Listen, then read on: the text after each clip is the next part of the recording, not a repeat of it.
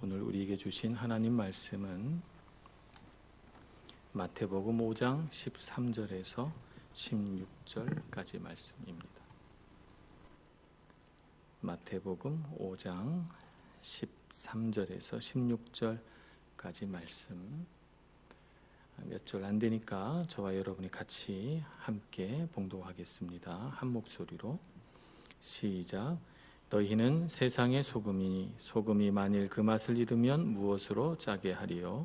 후에는 아무 쓸데없어 다만 밖에 버려져 사람에게 밟힐 뿐이니라. 너희는 세상의 빛이라. 산 위에 있는 동네가 숨겨지지 못할 것이요 사람이 등불을 켜서 말 아래에 두지 아니하고 등경 위에 두나니 이러므로 집안 모든 사람에게 비치느니라. 이같이 너희 빛이 사람 앞에 비치게 하여 그들로 너희 착한 행실을 보고 하늘에 계신 너희 아버지께 영광을 돌리게 하라. 아멘. 우리가 지난주까지 팔복에 대하여 우리 여러 주를 걸쳐서 함께 묵상했습니다. 팔복의 마지막 복은 의를 위하여 박해를 받는 자다, 이렇게 설명하고 있습니다. 의를 위하여 박해를 받는 자, 이런 사람은 어떤 사람인가? 하나님께서 옳다고 하시는 것, 하나님께서 선하다고 말씀하시는 것을 이 세상에 행하며 살려고 하지만 세상은 칭찬을 하기는커녕 오히려 욕을 하고 박해하고 거짓으로 그 복음의 말씀을 전하는 사람을 거슬러 악한 말을 하는 것을 경험하게 됩니다. 그럼에도 불구하고 실망하거나 낙심하거나 좌절하지 않고 오히려 기뻐하고 즐거워합니다. 하늘의 상이 크기 때문이죠. 기뻐하고 즐거워함으로 그 모든 박해에도 불구하고 나는 복 있는 사람이구나 라고 생각하며 하나님께 받은 은혜대로 묵묵히 살아가는 그런 삶을 우리가 팔복의 마지막 복받은 사람의 삶으로 보았습니다. 참으로 우리 성도가 살아가는 세상이 만만치 않습니다. 녹록지 않습니다. 우리는 날마다 하나님 앞에 서서 생각합니다. 하나님 말씀처럼 이렇게 은혜롭게 세상이 변해 있다면 얼마나 내가 세상 사는 것이 쉬울까, 좋을까 이렇게 생각합니다. 그런데 우리가 예배를 드리고 은혜 충만해서 세상으로 다시 돌아가면 세상은 기다렸다는 듯이 우리 마음에 괴로움과 번민과 아픔을 주니까 세상은 참 하나님께서 우리에게 주시는 은혜와는 반대로 참 어려운 곳이구나 하는 것을 알게 됩니다. 이런 세상에서 성도는 어떻게 살아야 할까? 세상이 알아주지 않아도, 세상이 때로는 박해해도, 그럼에도 불구하고 하나님께 받은 복을, 팔복의 모든 은혜를 그 받은 사람으로서 세상에 그 복을 흘려보내는 사람으로 살아야 한다는 것이 바로 오늘 소금이요 빛된 삶이다, 이렇게 말할 수가 있습니다. 그래서 우리 성도들은 세상의 칭찬을 받으면서 축복의 통로 역할을 하는 것이 아니고 어쩌면 욕을 먹고 박해를 당하면서 축복의 통로로서 묵묵히 살아가는 것이 성도의 삶이 아닌가. 세상에서 우리가 기대하는 칭찬을 받지 못해도 하늘에 내 상이 크다 하는 생각을 하면서 하나님 앞에 기뻐하고 즐거워하며 세상을 보지 않고 하늘을 쳐다보며 살아가는 것이 성도의 삶이라고 할 수 있습니다.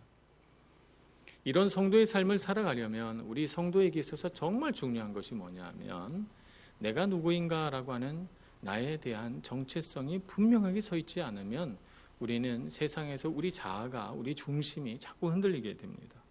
오늘 예수님께서는 너희는 세상의 소금이다, 너희는 세상의 빛이다, 이렇게 정의합니다.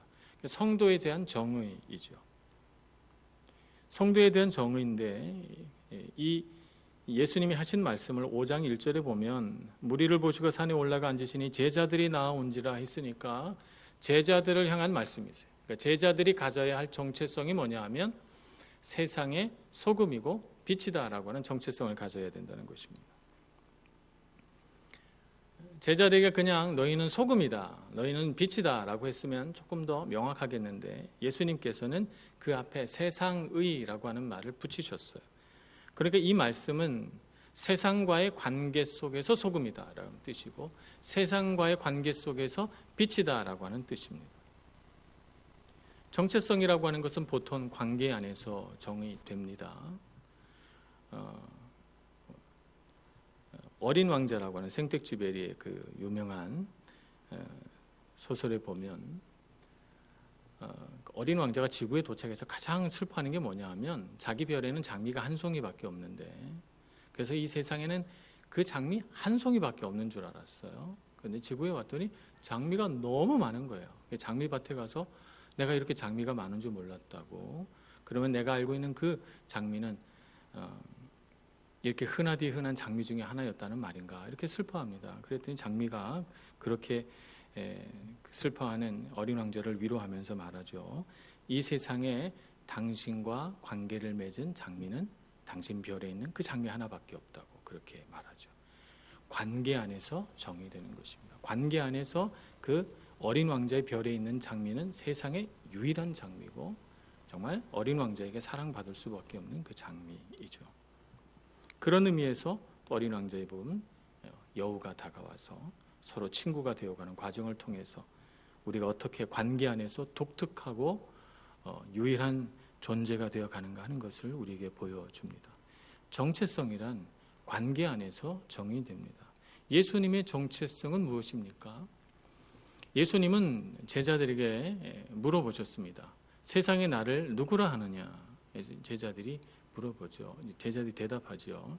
선지자라고 합니다. 엘리야라고 합니다. 세례 요한이 다시 살아났다고도 합니다.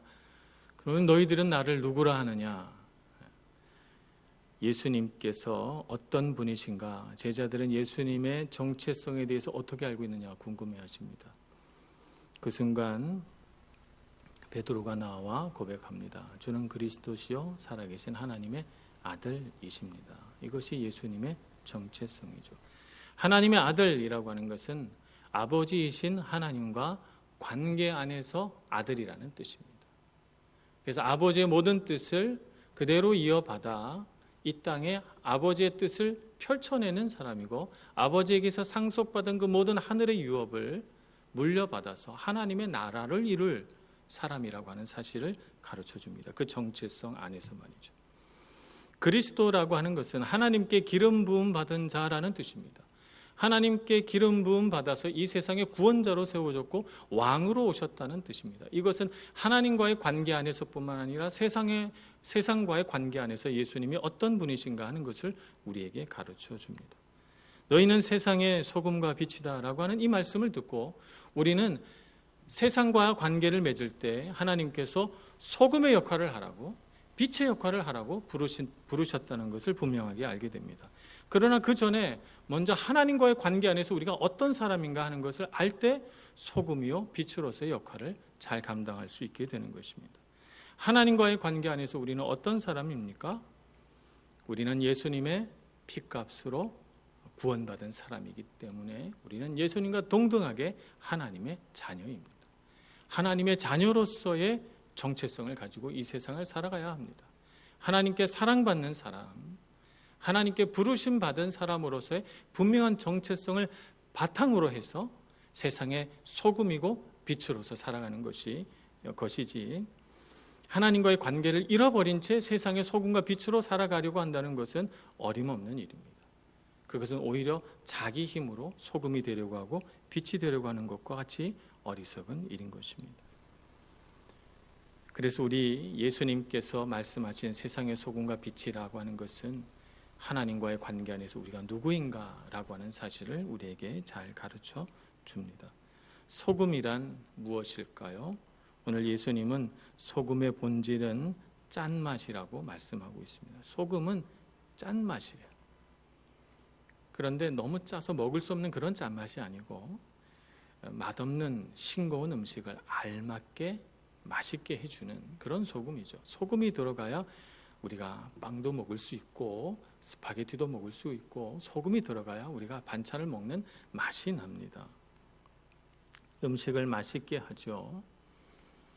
세상을 바라봅니다. 세상은 어떻습니까? 세상은 재미가 없습니다. 세상은 의미가 없습니다. 세상을 하나님 없이 살아가는 사람들에게는 세상은 살면 살수록 허무해집니다.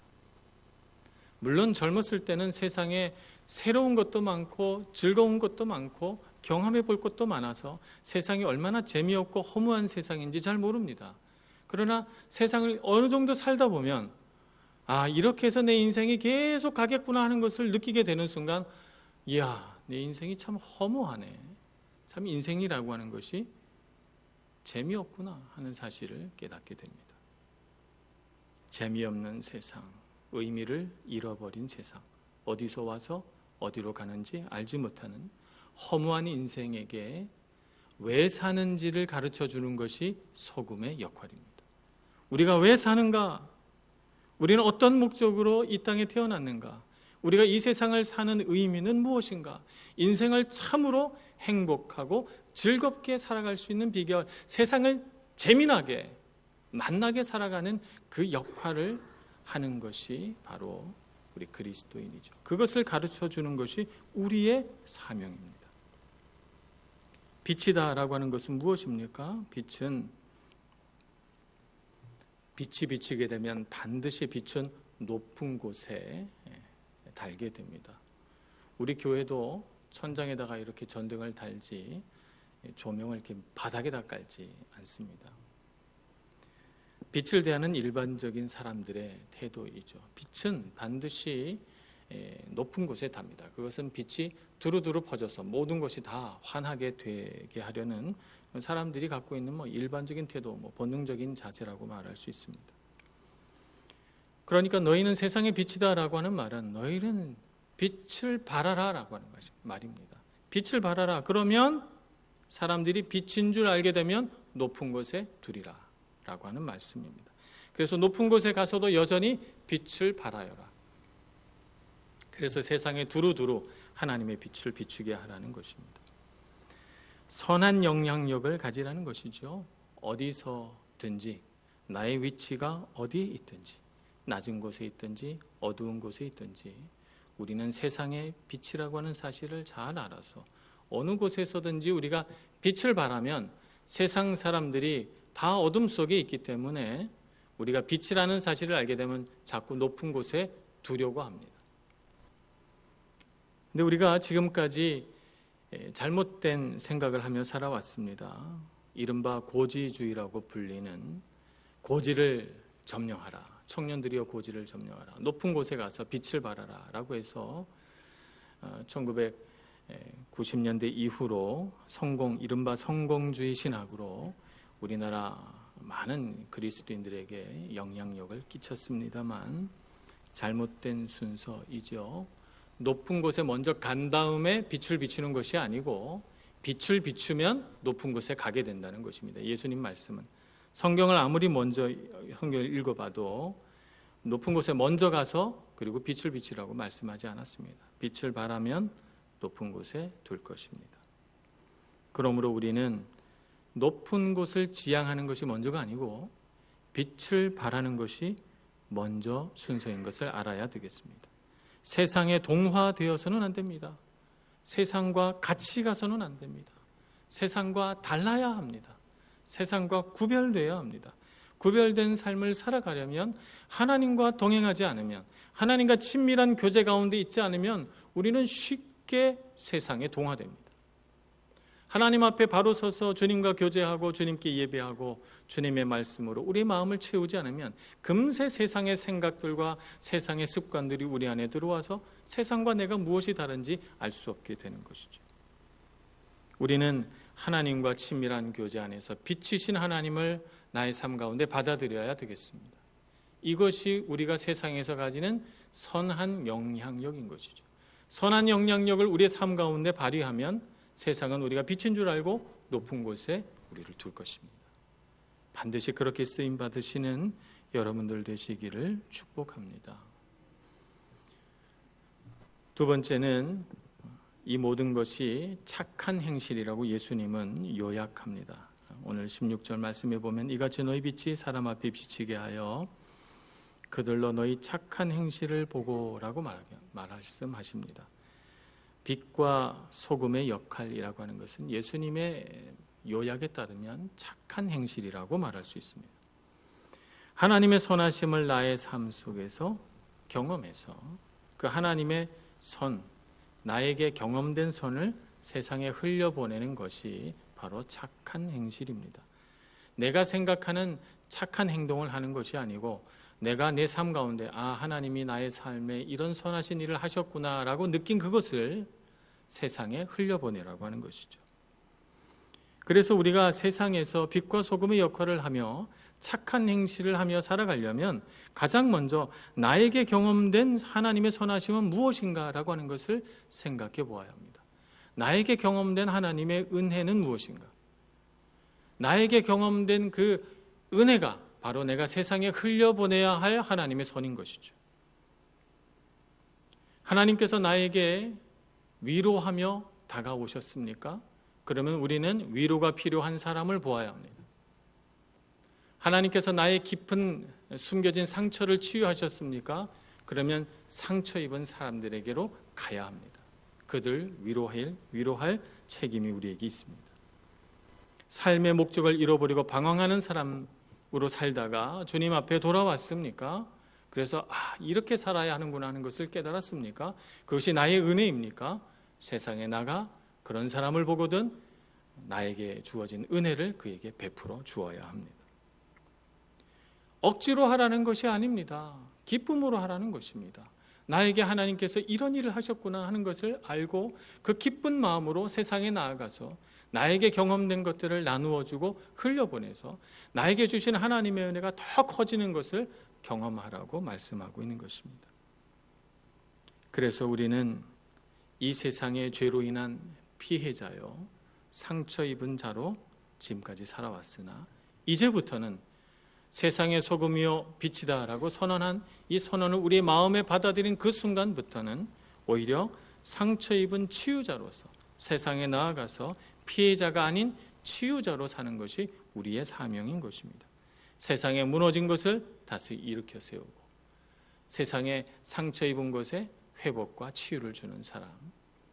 그래서 세상을 하나님의 질서대로 아름답게 가꾸어내는 사람이 될 때 사람들은 우리를 보고 참으로 하나님의 사람이구나라고 생각하게 될 것입니다.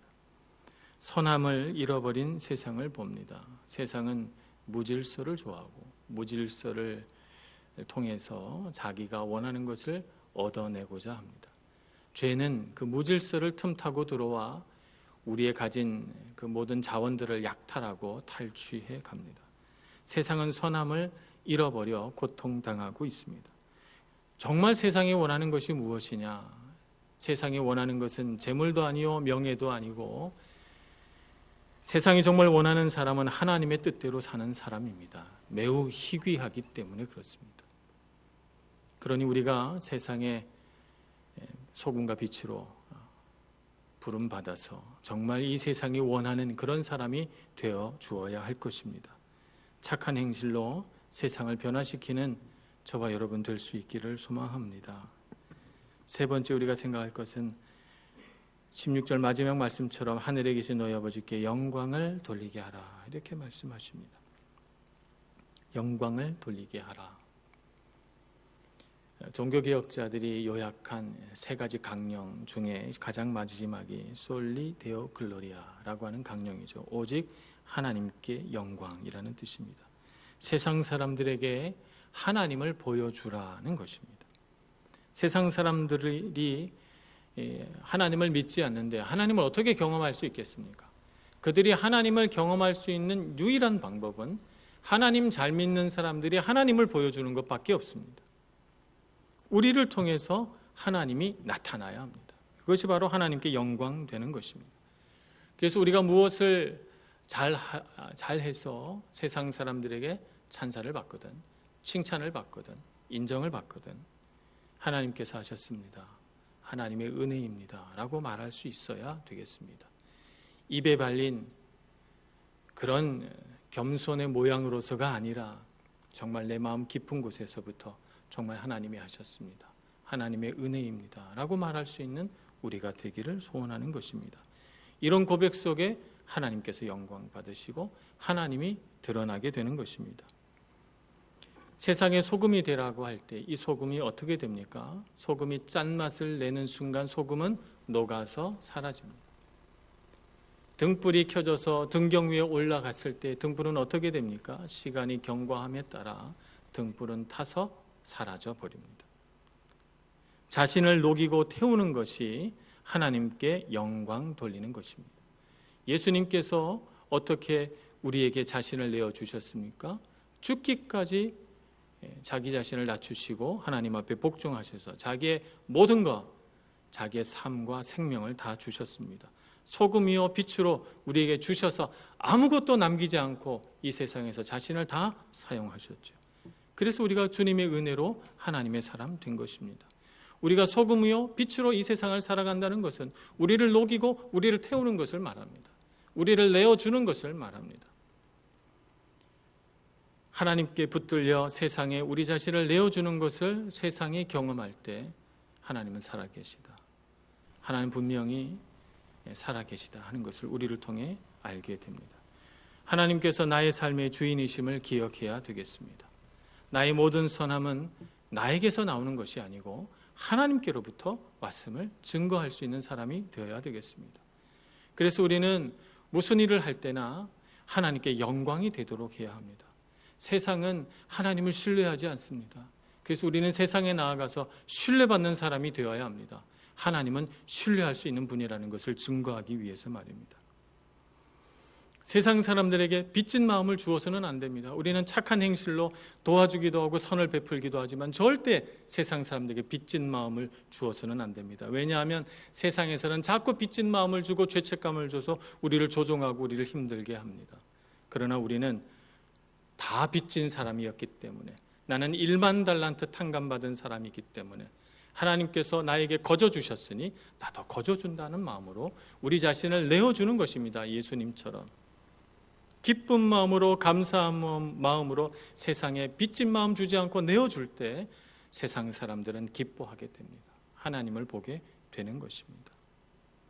우리는 이런 삶을 통해서 진리를 나타내야 되는 줄 믿습니다. 하나님의 말씀에 붙들려 살고 예수님처럼 이 세상을 살아서 빛을 잃어버리고 재미를 잃어버린 이 세상에 참맛을 주고 빛의 아름다움을 일깨워 줄 수 있는 저와 여러분 모두가 되기를 간절히 소원합니다. 기도하겠습니다. 자비로우신 하나님,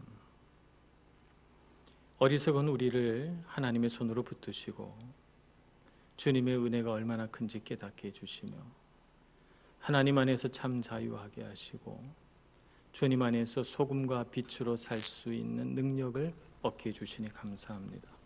무익한 저희들을, 아무것도 아닌 저희들을 이와 같이 거룩하고 아름다운 사명으로 사용하여 주시니 감사합니다. 주님께 붙들려 아름답게 쓰임받고 예수님처럼 녹아지고 태워져서 이 세상에 하나님의 능력과 그 영광을 증거할 수 있는 저희들 모두가 다 되게 하여 주시옵소서. 예수님의 이름으로 기도합니다. 아멘.